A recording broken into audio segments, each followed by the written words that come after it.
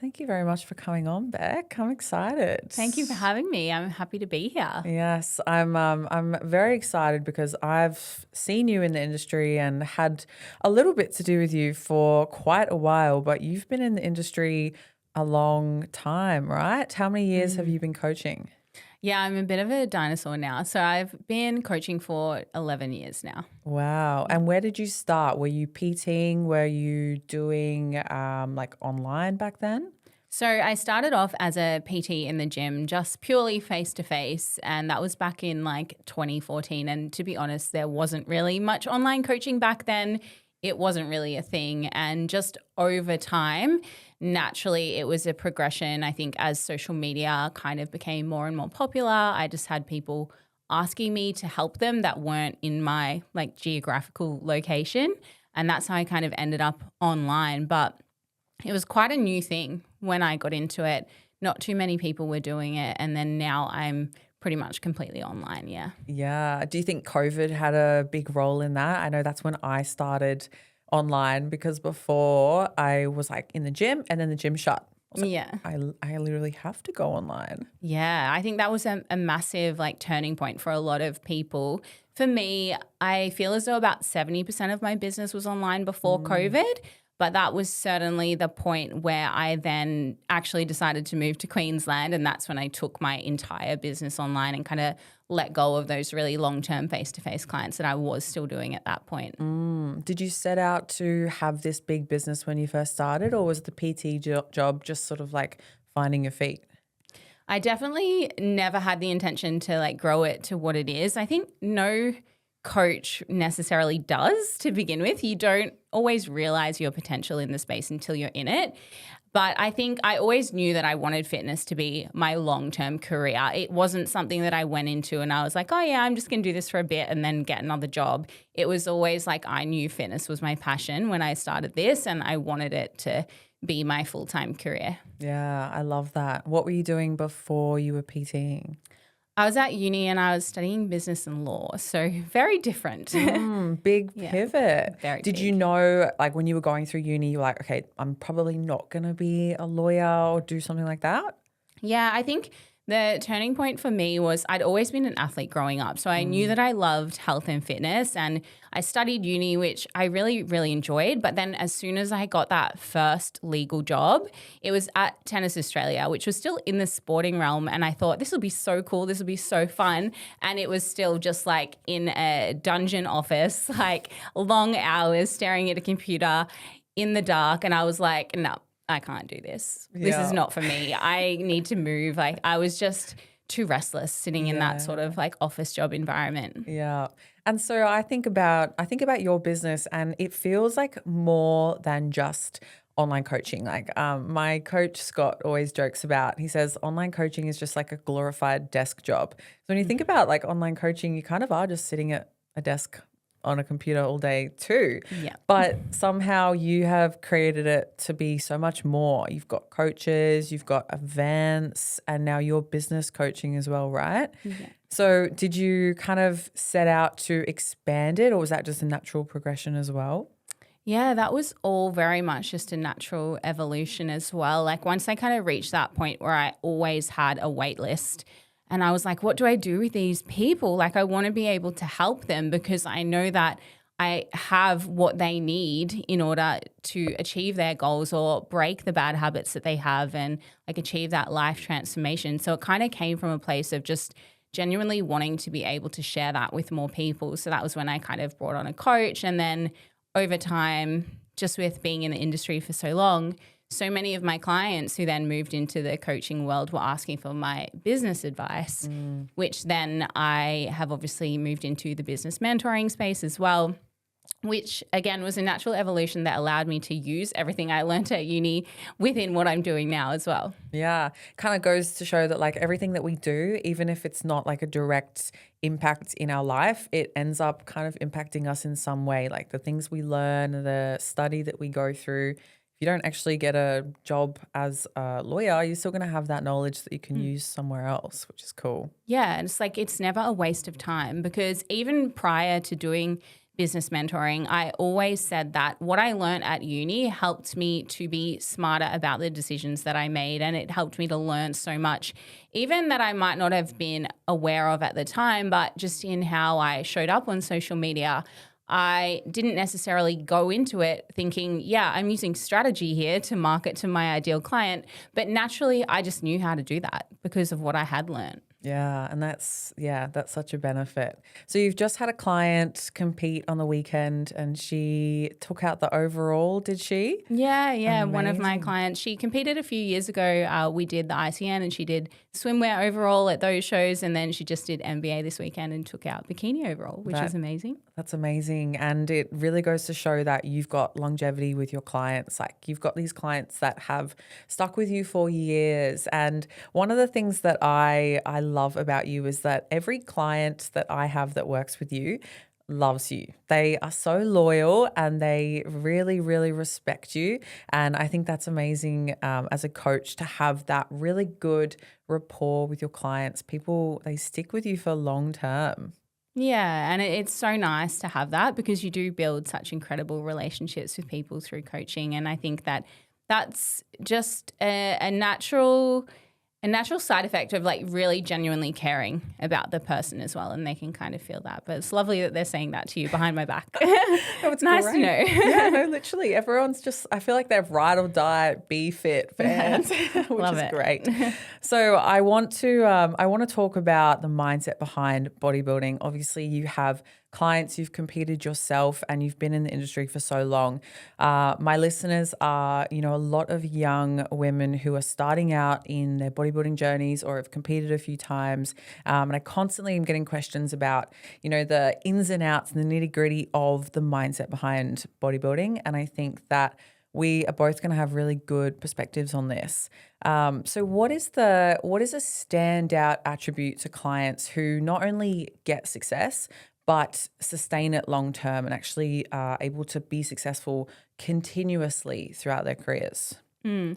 I think the number one thing in terms of the mindset that makes a successful athlete is someone who realizes that they don't have to be a victim of their excuses. Like at the end of the day, it doesn't matter what happens. They take accountability for their own actions. So if they don't get something done, they take complete ownership of that. They have that no excuses attitude, like I'm getting it done regardless of what comes up, rather than being like, oh, I'm sorry, I had a big busy day. I didn't get to do my cardio. It's like, well, just do it at the end of the busy day.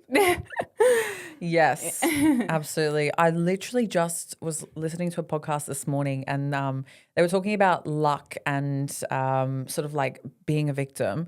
And they were talking about if you get if good things happen, they take accountability for it. But if bad things happen, they say, oh, it's like the universe. It's like they don't take accountability. And I think that's really important. If you're going to take accountability for the wins, you also need to take accountability for the losses as well. As a coach, you have to understand that athletes are going to have different levels of investment and different levels of maturity as an athlete. I don't necessarily, if someone is, let's say, using a lot of excuses and not fully ticking the boxes in a comp prep, I will still approach them with compassion because I know that they're not trying to not follow the plan. Like they still have learning to do.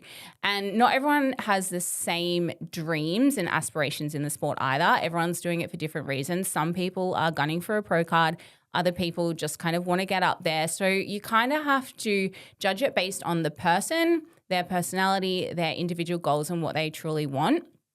I'll certainly give them tough love where they need it and like the hard truth when they need to hear it if they're just not doing enough. But I think that you do have to kind of meet the client where they're at a little bit. Yeah. And so how do you do that? Know when to give the tough love and when to give that compassion? It's a really tough question to answer. I think it's honestly just like emotional intelligence and getting to know people and being able to give that person what they need, which is hard for me to express in words as to how I do that. But I think it's just understanding people. Does that kind of make sense? It absolutely does. Yeah. And I think that is what makes a good coach. If I think about all the good coaches and bad coaches out there, it's just people skills and communication. Can you know what they need? Can you meet the emotion with emotion, or can you meet it with some facts that's going to help them? The worst thing is when you want support and somebody just gives you like, do this, do this, do this. And you're like, no, I just need a little bit of like, I need some hand holding right now. But it's tricky to differentiate, especially in a comp prep, because we do sort of just take a lot of the emotion out of things. Hey. Yeah. And I think you need to be a sounding board for your athletes too when they are kind of going through things, and they need to feel like they can come to you and express what they're going through without only being met with facts sometimes. Sometimes they just need you to listen to them and empathize with them and then give them the facts or the plan moving forward. What to you makes a coachable client? I think someone that is willing to take on feedback and take your advice and implement it, basically. Someone that trusts the process. They're not constantly trying to second guess things or wonder if there's a different way to do things, because there is different ways to do things, right? But you need to really like put all your trust in a coach and just follow their process while also being really open. So a coachable client is someone that will also share with you exactly what is going on so that then you have the ability to coach them. Like if you haven't gone to the toilet in 4 days but you haven't told your coach, like that's something your coach needs to know. The coach is like, why do you look bloated? Yeah. Like no reason. I don't know why. Yeah, it can be so tricky. Do you think that there's specific things that make a client not coachable, not obviously not trusting the process, then not trusting the coach? I think probably the main thing that would make someone not coachable is someone that's not honest with their coach, because then it just doesn't give you that ability to implement the right protocols because you don't actually know what's going on. And that's why I always try to encourage a really open relationship with clients. Like if they are really struggling, you know what it's like in the trenches of prep. Sometimes it's hard for clients to communicate and say, look, I am actually dying right now. I feel like I'm on the brink. And you need them to tell you that so you know when to implement a high day. But some people are scared to complain as well. So it's finding that balance and getting that communication really nice and open between the coach and the client. Yeah. Why do you think people aren't honest with their coaches? I think it often comes down to fear of what the coach is going to say, how the coach is going to react, or fear of sounding like they're being weak, for lack of a better word, in the comp prep context where they feel like they should just be pushing through all the pain. But the reality is, like, yes, you have to dig on comp prep. There's going to be pain that you have to push through, but it is also biofeedback. Sometimes we need to run a high carb day or a deload or a diet break. And if you don't tell your coach what's going on, then it's really hard for them to implement those protocols when they're needed. Yeah. This suffering mentality that a lot of us, we sort of chase, it can be quite detrimental because then, yeah, when you actually do need to listen to your body, you're not able to differentiate like, what am I being weak or not? And I think that's a really big mental battle. I know Scott always says to me, as soon as your legs feel like there's rocks in them, tell me and we'll give you some carbs. Yeah. And that's it. You just got to sort of accept like, okay, like I'm struggling right now, but that's definitely part of it. Do you think as well a lot of clients aren't honest with themselves and then it's quite hard for them to be honest with the coach? Yeah, I think maybe even some clients just don't really know where that line is. Like you said, and you're quite an experienced athlete, but even you sometimes find it a little bit hard to tell if you genuinely need to have that high carb day, right? We second guess ourselves when it comes to our own body.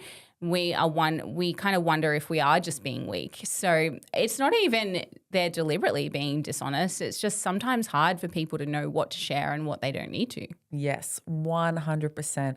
That actually, it's why we have coaches. Because if we didn't have a coach to have the no emotion, it would be so hard to like, do I need to push? Do I need to pull? It'd be so tricky. And I really do take my hat off to people that completely coach themselves. Yeah, that would be so hard. It's so hard to be objective about your own body. And that's why I've always had a coach when I do comp preps as well, because it just takes that out of it, like takes the emotion away from the decision making. Absolutely, because especially how you feel and what's going on the outside can be two completely different things. You might feel, watery or just sluggish, but you might look pretty good. But as soon as you tell yourself, I feel watery or I feel bloated, you're just going to see that no matter what. Yeah. And if the scale's plateauing, but your period's late and then you're stressing out, but in reality, like, of course that's going to happen. Your period's late. So you need someone who can say, look, this is normal. Just keep going. Just keep ticking those boxes. Yeah, I love that. So what do you think differentiates clients between ones who actually make progress season to season and ones who don't make progress season to season? And maybe not talking about the ones that don't really care about making progress, but the ones that do want to keep improving. What changes between the ones that actually do and the ones that don't? I think the biggest thing is having enough consistency in their nutrition and making sure that they're actually getting enough food in. And it doesn't have to be perfect. You can still enjoy meals out in the off season. I think it's important to do that. But as long as you've got enough consistency to really support optimal muscle growth during that time, that's going to make the biggest difference, as well as obviously training hard and the intensity in the gym. But it's just a lot of people in the off season will just kind of see it as literally an off season instead of a grow season. It's not actually an off season. It's time for you to be making improvements, not just to take time completely off. You can afford to have a few weeks off tracking and go on a holiday or whatnot, but the majority of it needs to be spent still dedicated towards that goal. Yeah, consistency is just the most important thing there. Hey, just knowing that even if you have like up, down, but you're moving the needle up a little bit, you're going to make that progress. Yeah. Do you have specific things that you like to do to keep yourself consistent? I think for me, like this has been my lifestyle for so long that I couldn't even tell you how many years, and it was just natural for me to keep it consistent. But I think making sure that you do make it a lifestyle for you and you do genuinely enjoy it, that's going to make it easier for you to continue to tick those boxes. And I guess if someone is struggling, like just remembering your why and always having those reminders of your ultimate vision, whether that's a vision board or a phone background, little things like that can help people remember that when they are in the trenches of an off season, which isn't that fun because you're not seeing that day-to-day progress. You know, it's something that takes time to really see that progress in an off season. So that can help keep people on track. Yeah, people always ask, and I'm sure you would get the same. People always ask, like, how do you stay so consistent? And I don't think about it. It just happens. And I think when you do just make it your lifestyle, you love eating well, you love to train. It's easy just to have those things running, and you can be consistent with it because you actually enjoy it. Yeah, 100%. Like I am most likely retired from bodybuilding, but I still follow the same lifestyle. I still do all the things. I still prep my food because this is part of who I am, and this is part of what I know will help me to feel my best, even though I don't have that show looming over my head anymore. How often do you see clients coming that don't have the consistency built up or the lifestyle, and they want to go straight into a comp prep? Yeah, it definitely happens. I think it can be hard when you're not in the sport to understand that there's a lot that has to happen before you start that comp prep phase, and building those foundations and lifestyle is all part of it. So I won't start prepping a client until they've built that and shown me that they can do that. So do you have like a timeline that you would say, okay, we have to do an off season for X amount of time before we prep? Not necessarily. It is certainly person dependent because some people might come along with a great deal of muscle mass already, so it's a little bit of fine tuning and they might already have a lot of those habits ingrained.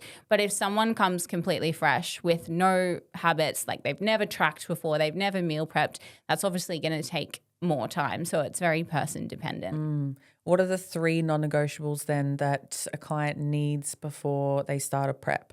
Yeah, I think 3 non-negotiables would be they're consistent in the gym. Like they go 4 or 5 times a week, regardless of what's going on in their life. They don't have weeks off because they just didn't feel like it. They are consistent with their nutrition, even if they're not tracking or they're not perfect. They're consistent in their habits. And yeah, they got a solid base of muscle because obviously when you start a comp prep diet, you're not really going to be growing a whole lot in that stage. So you need to have that muscle built, ready to go. It's not something that you grow throughout that comp prep process. It's good. Have you ever had to say to a client like, no, we are not prepping? Yeah, definitely. I have. I am very transparent and honest, even whether they're a client or just a discovery call that I'm having a chat with someone. I'll always give them a realistic timeline based on where they're at, because I mean, there's no point in promising someone that they can get on stage by the end of the year if they're not going to have those foundations. So I think just being super honest with people and saying, look, I don't think you're ready yet. We need to do X, Y, and Z before you're going to be ready to enter a prep. And that's a better experience for the coach and the client. Yeah, well, it creates that longevity, right? Like the client then trusts you, then you trust the client, then you're going to have so much more success down the track anyway. I think my biggest, not regret, but the thing I wish I did was not do a prep as early as I did. I wish that somebody had just said to me, no, you need to commit to a year of building. Because now I look back, I'm like, that was time wasted. Yeah. I could have been building, but I was dieting. Yeah. And sometimes I think there's a lot of people that will look back and realize, like, once they've gone on stage and they haven't had as much muscle as they thought, they didn't look how they thought, they'll be like, damn, I should have taken that extra time. My coach said that. And you learn the hard way sometimes, but it's all experience at the same time. Yeah. What do you think people don't know about a prep until they get into the prep? We talk about mindset wise. I think that a lot of the time people don't necessarily understand how you're going to feel when you're really scraping the bottom of the barrel in terms of like body fat levels and calorie intake. And it can be quite confronting for people when you do kind of experience that really low mood. You kind of lose the motivation to like chat to your friends and see your friends. You go very internal. And I feel like that's a conversation I'll have with a lot of the first-time competitors. They might say, look, I'm feeling really low. I'm feeling sad and I'm struggling. Is this normal? That's something that I have a lot of conversations around, and it is normal because you're not eating many carbs, and carbs help to produce serotonin, which makes us feel happy. So a lot of people don't realize how it can feel when you're in that space. What do you tell those people then? Okay, it's normal. Is there advice that you give to help them feel a little bit better? Or is it more just an understanding of this is how it's going to feel and maybe acceptance? Yeah, I think the acceptance is a big part, like letting them know that it is normal and there's not something like wrong with them. This is a side effect of dieting and it is an extreme sport at the end of the day. But also that is good feedback as to when you do need a high carb day as well. Like if that is really persisting, sometimes you do just need to get that boost again from a high carb day. Yeah, we love a high carb day. Yeah. I crack up at people. Well, I don't crack up, but people that say they haven't had a high carb day in 8 to 10 weeks and they're like, oh, my weight's not budging. I'm like, maybe that's why. Maybe you need a little boost of energy. It'd be great. But absolutely. it's so what about you when you prepped? Was there any key moments where you sort of realized like, holy shit, I am in the depths of it? I think probably the hardest prep for me was probably the last one, the one where I went to Japan after my IFBB shows. That was probably when I really hit the full depths of it, because that's the leanest I have ever been. And I was at the point where my skin was hurting just touching my clothes. Have you ever felt that? No. Oh, it was horrible. Like I didn't want to wear clothes because it hurt my skin. And that was certainly the hardest. Like I was ready for that to be over. And it's like you don't want to be wishing the end of your prep away. I love the sport. I love the process. I love competing. But I was at the point where I was like, I want this to be done now. Yeah. This is just unenjoyable. Yeah. What do you tell yourself in those moments then? Like, okay, obviously wishing it will be over, but how do you get through those days? Yeah, I think I just really tap into, and this sounds a bit twisted, but I tap into the fact that like I do enjoy pain and I love like proving how resilient I can be by really pushing through that pain. And one of the quotes that I would always remind myself in bodybuilding preps is that pain is inevitable, suffering is optional. And I would just like push through. I love that. That is so powerful. And it's so, so powerful to know that you are in control of your perception of it. I love to say that hard doesn't mean bad.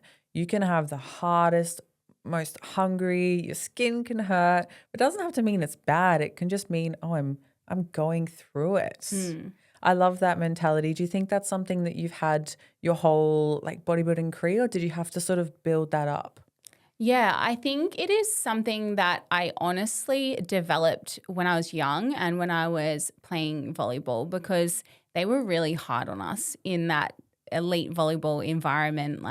And I was reflecting on this recently, where that came from, that resilience in terms of that physical discomfort and the way that they used to train us in volleyball. They would literally be hitting balls at us, like we'd have to get them up, and they'd be yelling like, get off the floor, like get it up. And if you failed, they would make you do punishments. They literally called it that. I wonder if they still do that now. I feel like you wouldn't get away with that now, but they would make us do punishments, physical ones. They would take us on training camps, get us up at 3 a.m. to train. Like they really tested our like mental and physical resilience. And I think that probably transferred a lot into my ability to push through that physical pain in bodybuilding, because I was taught to do that from a young age. Yeah. And how did it feel in those moments? Did you know that this was it was good for you, or in those moments did you hate it? Yeah, I think it certainly was something that I hated at times, but I always felt really good after it, like once you get through it. It's almost like when you get through something that you couldn't see yourself getting through, that's when you're like, oh, wow, like I'm capable of so much. And I think that's the cool thing that you learn from any sport and bodybuilding as well. Yeah. I think that's really important for people to understand that it's not going to feel amazing the whole time, and you're not going to know if you can get through it. But if you do, you're going to feel so, so good about yourself. Same with a comp prep. When you're going through the depths of hell, it does feel like sometimes you're just like, what the hell? This sucks. But that's normal too. And you'll get through it, and you'll be able to look back and be like, oh, I did that. I did that, which is cool. Do you think that your volleyball career enhanced your bodybuilding career in more ways than just like that physical discomfort, being able to push through? Yeah, I think it definitely taught me discipline as well, because I had to be at trainings. You couldn't really miss training, otherwise you'd get benched on the weekend. Like they were pretty strict on those sorts of things. So it taught me to show up even when I didn't want to from a very young age. And what do you do with clients that haven't had that experience in school or out of school, haven't really played much sports, don't really understand that that's like discipline and pushing through hard times? Yeah, you have to teach them that. Like you have to act like that volleyball coach essentially, but maybe in a bit of a nicer way. But essentially explaining that to them and say, look, if you want to step on stage one day, at the moment, we're not hitting your macros any day of the week. This is not a substantial foundation to be able to do that. Like if you do want to achieve this, then you have to prove to me that you can be consistent with that before we go into a prep. So if that's what you want, then you need to start acting in alignment with that goal and implementing those habits that you need to actually get on stage. And how do people start to implement those habits if they're really struggling to not like to track their food consistently? Is there ways that we can or tips that we can give even the audience if they are struggling to get better at that? Yeah, well, I think just make it easier for yourself, and everyone's going to be different with that.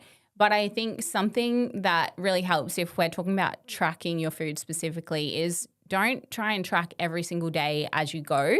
Track in advance and figure out what you're eating. Just repeat the same day each day of the week. Maybe on the weekends you might be a little bit more flexible, but if you take the decision fatigue and the hard work and the MyFitnessPal Tetris and that sort of stuff out of it, then it just makes it a lot easier. That decision fatigue is really, really crucial. Hey, in everything that you do, if you're having to try and figure the macros is the perfect thing. The MyFitnessPal Tetris, it's awful. Yeah. It makes you just be like, I don't want to do any of this. Again, that's why having a coach, I really like having a meal plan for that sense as well, because having to decide every day what you're going to eat for dinner, that'd be so stressful. Yeah. So very stressful. So when you think about the competitors that do fall off track or the ones that aren't able to stay consistent, is there common mindsets or self-belief issues that they have that you can see throughout the board? Yeah, I feel as though a lot of the time it really just is a lack of having set those foundations beforehand. That can be why, or maybe there's some other stuff going on, like emotional stuff, where they're not necessarily in a place that they're able to stick to the plan. They're kind of using food as a coping mechanism or something like that for something else going on in their life. I think that's a big part of it. And yeah, they just haven't fully built that athlete mentality yet, that no excuses attitude. We think about the mindset though, the building that athlete mentality. What is it that really defines someone who is going to stay on and not stay on track? I think it comes back to what we kind of spoke about in the beginning, where you realize that you're actually in complete control as to whether you execute that plan or not. Like there's no external variables that will stop you executing that plan if you want it bad enough. I mean, let's exclude things like if you get really sick one day, you might have to skip a training session. That's not following the plan. That's something that you have to work through with your coach. But yeah, outside of that, I just don't really see any reason why you don't follow the plan. Yeah, 100%. Out of all the people that I've interviewed lately, we've had Emily, Hattie, Lauren Simpson, it's just the same mentality of get it done. You are in control. And no matter what, if you're a parent or not a parent, or you've got work hours, we know, I'm sure you know somebody who has got it done. Yeah. You know, like when you've got a client that says, I had a 10-hour work day, so I couldn't get my steps. Like I've got another client who does 12-hour work days that gets them. Yeah. It's just how bad do you want it? Yeah, 100%. Do you go through a goal setting process with a client so that they do kind of know what they want, what their why is? Yeah, I definitely help figuring out their why. Like if they are struggling and if they're losing that motivation, maybe, you know, when you're struggling in prep and you're kind of like, oh, I'm just not sure. I'm feeling like I'm just not fully in it. I'm losing the motivation to go to the gym. Like tap back into your why. So yeah, that's definitely a conversation I'll have with people. When you were bodybuilding, what was your why? Honestly, I think my why has always been to prove people wrong and just like prove that I can do anything that I set my mind to. Do you think that you were internally driven more than externally driven? Like you just said, proving people wrong. Do you think that a lot of it came from external? I think that in a sense, like I definitely had a lot of people that would doubt me. And so that drove me and gave me fuel on the fire. But at the same time, I would certainly say that I was internally driven, because otherwise you generally don't stick to something if you're only driven by the external. I think as well, I had a lot of like childhood not good enough wounds. So I was always trying to prove myself in everything I did, whether it was like my studies or my sport. Like I always wanted to be the best of everything to try and like earn love. And so I think, again, it probably showed up in my pursuit in bodybuilding too. I think majority of us, like people that do bodybuilding, you know, listen to the podcast, I think we all have that little bit of insecure overachiever in us where there's a little bit of that not good enough, but we're always just trying to prove that we are good and we're successful. But you're so right that externally driven can only get you so far. Yeah. Maybe a good season, but especially if you have a loss, it hits really, really hard. Yeah. That's for sure. What's some of the most common reasons why people fall off track post-show? I think that post-show, it's very much an emotional thing, but also a physiological thing, because when we have been dieting for so long, like your body wants to gain that healthy weight back, right? And it wants to do it fast. So it's really hard because your hunger cues are increasing, and because you've had these refeeds as well, your metabolism's firing from your carb ups into show, maybe your meal after your show, and you literally have to fight that feeling that your body is just constantly telling you eat more, eat more, eat more to put on that healthy weight. So you're fighting your physiology, which makes it really hard. And then people feel quite lost post-show. They get those post-show blues that everyone talks about. You've been working towards this one goal for so long and now it's gone. And then you feel lost. You feel like you've lost your sense of purpose. So I think that can feed into it as well, like emotional eating post-show. There's quite a few things at play that make post-show really hard. And I think the best thing you can do is lean on people for support and like be really honest with your coach about what you're struggling with so that they can support you both through like strategies with your food and things like that, but also the mindset side. Can you speak on the physiological side of things connecting to the mindset? So why does our body being hungry affect how we feel? I guess you could say that it makes you feel really out of control, and it's quite scary for some people because you just have this ravenous hunger sometimes post-show, and then that in itself is quite confronting to people, feeling like they don't have that control that they previously had. Like, I was just able to be controlled for 24 weeks in a prep. Why can't I be controlled now? And it creates a lot of like confusion to people, again, especially when you haven't felt it before, if it's your first prep, which can be really hard for people to navigate until they kind of know what to expect in like subsequent seasons. Yeah. Yeah, a lot of guilt and shame, I think, when I always say to everyone, it's not going to be perfect. You're never going to have a perfect post-show. And I think the guilt and the shame around maybe messing up or feeling starving, just like what you said, you've just been so controlled for so long. Why am I now starving and I feel like I can't handle it? Then as soon as you start to feel guilty and shameful, then it just sort of spirals. That's I guess why being aware of it through your coach and having people to talk to, knowing it's okay to mess up as well, that it's all going to kind of come back in the end. How long does it take for somebody to kind of get back to homeostasis? Is it quite case dependent? It's definitely case dependent. I feel like if you were to give it an average, somewhere between 4 to 8 weeks post-show, you're probably going to start to feel like that ravenous hunger is calming down a little bit. You're starting to settle into your body a little bit more, like losing any like fluid retention from post-show meals and things like that. And you start to get into a more of a groove, get your energy back, probably get your period back if it's been missing. And that's when things start to feel better. But it does take time, which is why I think a lot of people struggle where post-show they feel off for a while, and it takes a while. It really is a recovery phase, which is what people kind of refer to it as nowadays. And I think it's important to understand as an athlete that's part of the prep. Like that 4 to 6 weeks post-show, that is part of the prep too. When you did comps, was there times that you absolutely nailed your reverse? Yeah, I think my first ever season of bodybuilding, I was on very low calories and like a very repetitive meal plan where at the end of that, I certainly struggled with overeating. Like I would make a lot of protein balls and I would, intend to have 2 and have 7 and feel sick. And, I experienced that too. And a lot of the athletes that a lot of people look up to have probably also experienced that in their first season.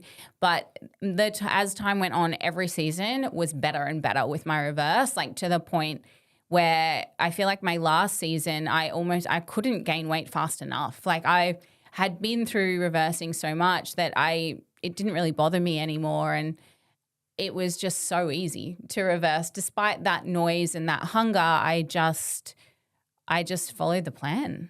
You just get to that point when you've done like multiple shows, like every reverse gets better because you've learned something and you're equipped with that knowledge and you know what to expect from previous shows. What's your internal dialogue like then? Are you quite accepting of the like extra food or the weight gain, or is it more just sort of going through the process of I'm going to stick to the plan quite hard? I think it has certainly changed each season for me. In my first few shows, I definitely like wanted to stay that lean, which is unhealthy and unrealistic, obviously. But then my last show, when I finished, I was like, I cannot wait to get some weight back on me. Like I was so excited to gain weight. And I think that is the healthiest mindset that you can have. If you can learn to accept that stage lean is not healthy and it's not sustainable, so that then you're actually excited to gain back a little bit of weight post show, and then that can really help mentally in that acceptance of what your body is kind of going through. You're someone who I have seen go through a few seasons, and you don't strike me as someone who really puts on lots and lots of excess fat in that off season. Do you think that having that mindset of almost like being, oh, okay, I'm excited to put on a bit of weight, that's actually kind of helped you in the sense that you haven't put on excess?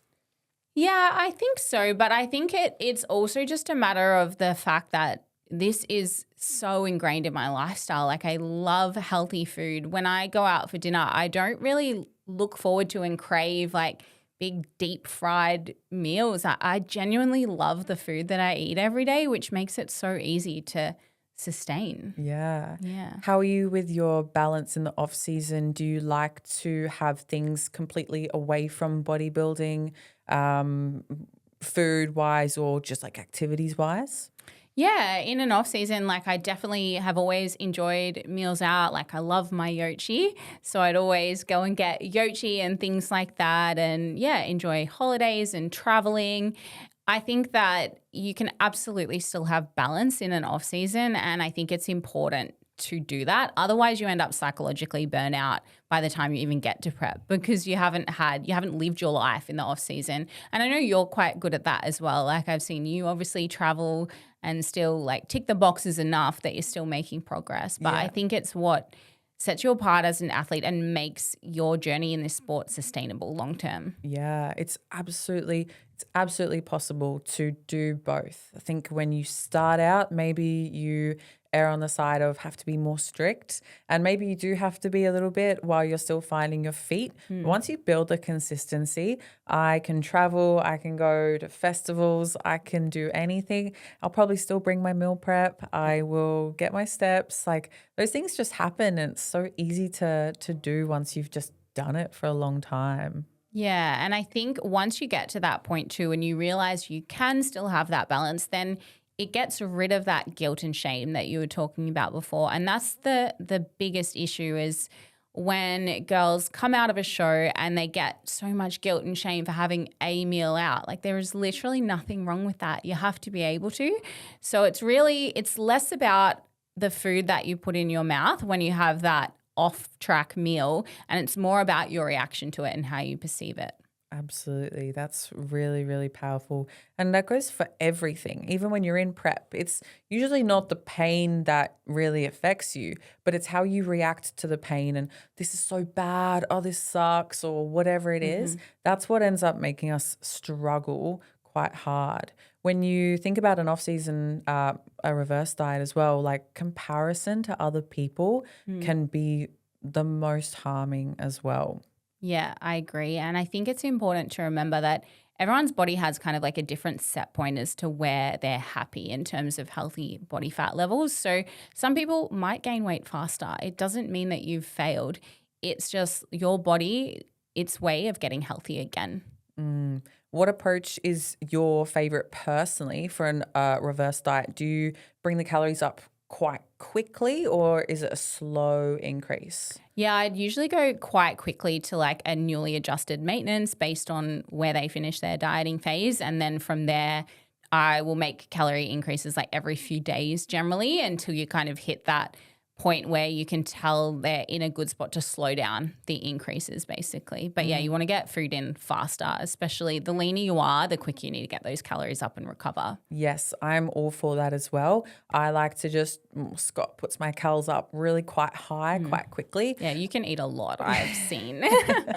It's just, again, it's like my body, I'm so active. Metabolism machine. Yeah, literally.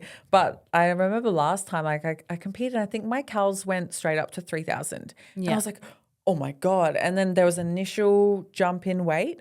And first I thought the same thing, like, oh my God, my weight's gone up. This is a disaster.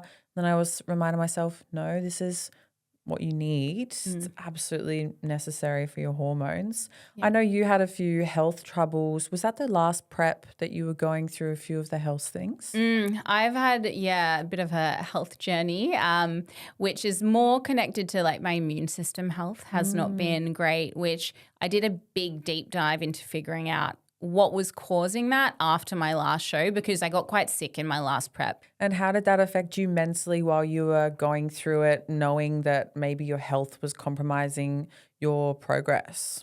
Yeah, it was certainly hard. And I think you also get to that point as well that I was second guessing, like pushing my body so hard when I wasn't healthy. Because at the end of the day, health is the most important thing to me. Like, yes, I love competing and pushing myself, but your health is everything. If you don't have your health, you've got nothing else. How do you know when to push and when to pull back? Yeah, it's a tough one. And that's why I think having a coach is good to chat through that. And yeah, I think it is like listening to your body. Like you kind of know the more that you train as an athlete, you kind of know your limits and when your body is really saying absolutely not, whereas sometimes you can push through. It's kind of like a fine line. What's the, like, what do you think the mentality is around it? Do you need to, I think about what Hattie talks about of having discipline with self-compassion, being able to push yourself, but also give yourself some grace. I really like that concept, like discipline, but with self-compassion. But I think that sometimes if you have a mindset where you tend to fall victim to your excuses really easily, then it can be a little bit harder to know when to have that self-compassion, because if it's easier for you to like fall off the wagon, then you almost will find that you're being too self-compassionate, if that makes sense. Whereas if you know that you're really good at pushing through things, then you can be like, okay, I know that this is a signal I need to rest. It's really, I think, coming down to knowing that you are capable and knowing that your actions dictate your results. And that's just like an internal dialogue thing of just reminding yourself quite often. Do you think that that can be cultivated in an athlete? Yeah, I definitely think it can be built up in time. Like, I don't think when I started training for volleyball, for example, I don't think that I was particularly strong in like mentally strong when I went into that, but I think that really shaped me. And it comes back to that, like anytime you get through something that you don't think you're able to get through, that's when you prove to yourself what you're capable of, and that continues to add up over time to the point where you'll be like, I can get through literally anything. Have you seen that with your clients who have had really big mental shifts and you've seen the most progress as well physically? Yeah, absolutely. And that's probably one of the most rewarding parts of this job is seeing those huge mental shifts where they're essentially showing up as an entirely different person. Do you have any specific stories that really come to mind with that? Oh, I feel like so many, but I've just like, I see this a lot, I think, in especially competitors where, first time competitors just not really understanding and easily falling off the wagon. And then through that, like mindset coaching and teachings that you give them, eventually they kind of step into this new version of themselves and kind of become their higher self where they're like, yeah, actually, like this is what I want. And I'm now taking that accountability and knowing that I will always act and show up in alignment with my ultimate goal. And yeah, it's really cool to watch that. Yeah, I think that's probably one of the most rewarding things about anything like doing the podcast, doing coaching, seeing people find their like the growth mindset inside of them, being like, I can do this if I work, which is really, really rewarding.